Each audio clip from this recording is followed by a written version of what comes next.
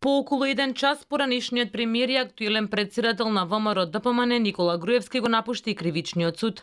Тој беше повикан на распит по предлог на специјалното јавно обвинителство за предметот именуван како ТНТ за уривање на објектот Космос. Денеска бев повикан во судот затоа што Кати Сејанева изразила некаков сомнеж дека ќе ја напуштам земјата и дека нема да се појавувам во неја.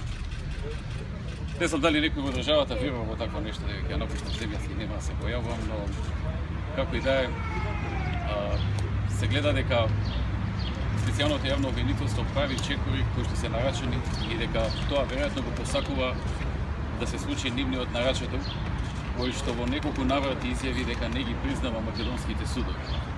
Специјалното јавно обвинителство во април го објави случајот ТНТ за уривање на објектот Космос, кој беше во собственост на поранишниот лидер на ПЕИ и коалиционен партнер на Груевски, Фијат Цановски.